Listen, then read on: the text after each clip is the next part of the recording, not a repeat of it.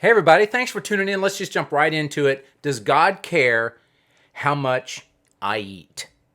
Remember the show Lost? Hurley was on there, and they were all like, why isn't Hurley losing weight with everybody else? And they had to kind of come up with a reason, and they said he's been hiding food. And we got a picture of that, all the food he was hiding. Does God care about that?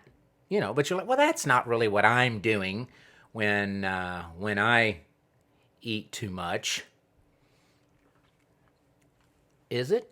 Are you eating food that doesn't belong to you? Any chance that you're doing that? Hey, I don't mean for this to be a condemning video. Bear with me here. Then the Lord said to Moses, I will rain down bread from heaven for you. The people are to go out each day and gather enough for that day. That's out of Exodus chapter 16. In this way, I will test them and see whether they will follow my instructions. Key word there is enough. They will gather enough for that day. In some versions, it says a portion for that day. And in one version I read, it said a ration for that day. A ration is a fixed amount of food officially allowed to each person. Do you ever ration? In our culture, we think that you don't want to ration. Just eat till you feel, intuitive eating. Well, he had them on a ration. So often, we don't want to just eat for today. We want to eat for today and tomorrow. We eat like there is no tomorrow. We eat like this is my chance. I need to eat enough. And in this instance, God was testing. Do you trust me? It's daily bread, manna for today. Should we be more like that instead of storing up? Because when we eat excess, we're just storing up. But when it's rationed, when there's not quite enough, doesn't it just make us want it more? It does me. We have a craving. And this is the exact craving that Jesus wants to feel. It's the one he wants to take care of. But what do? We say, no thanks, Lord. It's easier just to have pizza and ice cream and a margarita or a second helping. Imagine how your life would be different if you didn't do it that way. This is Kathy, and at 230 pounds, she was eating the same amount of food as Kathy at 150 pounds, plus Timmy. Are you sure you're just eating your food? Are you sure there's not an element of greed? Hey, I'm just asking. I'm just here to try to help people that have been heavy. I'm going to do a phone call later today with a lady that's in her 70s. She said, I've been on diets for 60 years. I just want to help her. I just want to help you. Are you really just eating your food? But Joe, it's so hard. It is. Our culture has normalized obesity, even celebrates it. But as a Christian, you know that it shouldn't be that way.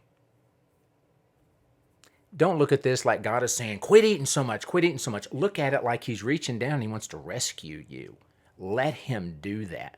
I was sitting at Panera with a lady who's doing my program. She'd lost over 200 pounds. And we were talking about just how amazing it was. And we were like, wow, you have lost me. My whole body. You've been carrying me around with you for years. You don't think God cares about that? He does. Now let's be very clear about something. It may be harder for that lady that lost 200 pounds than it is for anyone else in her family, than anyone else at her church, than anyone else she knows. It may be. And it may be harder for you than everybody in your family, than everybody at your church. And you may feel like they don't understand. And I would agree. They may not understand. Obviously, God understands. And whether they understand or not, and whether it's harder for you than them or not, it's still up to you to do it. Remember, I was talking to one guy who needed to lose weight, and the rest of his family was not overweight, and his brother was like, why didn't he just do what I do? And I'm like, hey, he's not you. It may be totally different for him. For some people, eating is a different experience than others, and it's harder for them to change it. So I get that. But a lot of people I work with, they're like, I'll do anything but eating less. We want the solution to be anything but that. It's my busy schedule. It's my metabolism. It's my genetics. I have a bad back. I have a new job. Just don't tell me I need to eat less. That's too simple, and then I look like I'm not trying. Jesus wants to satisfy you, but pizza is calling your name. Pastor Kurt, I worked with Pastor Kurt for several months. He lost 85 pounds, and he told me, he said, Joe, I know when I get up that I'm preaching a sermon before I ever say a word, especially if I'm 300 pounds. Now, I added the last part, especially if I'm 300 pounds. He just said, I know I've preached a sermon before I ever say a word. You tell me what he means by that.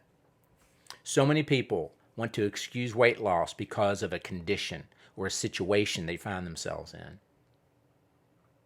You need to get out of denial, because the reality is you get to make the choice. Every time you eat, you make that choice. Every bite you take is a choice you make, you get to make, and you have the power to make. It's hard to do, and it will take a plan and a commitment, which is why a lot of people don't do it. Like, if it doesn't feel normal, if it doesn't come natural, I'm not going to do it, and they don't do it. There you go. What do you think Pastor Kent's been doing? He's lost 100 pounds in the last year. You know what he's been doing? Denying himself. Denying himself second helpings. Denying himself desserts. Denying himself the pleasure of eating at night. Denying himself. As it is work. It is hard. But we make these excuses. We pretend it's something it's not, when it's a decision that you can make if you'll embrace it. And if you're ready to leave Egypt and enter into the promised land, take hold of the promised land, I'd love to walk it with you. Why don't you join our next group September 7th? If you're watching this close to live, we would love to have you in that. There is a link in the description. Some of you are trying to do different plans without the mindset change. My 21-day transformation is what you need for the mindset change. Be sure and subscribe so you don't miss any of these. Thanks for tuning in. I'm Trainer Joe. Train your brain and transform your body.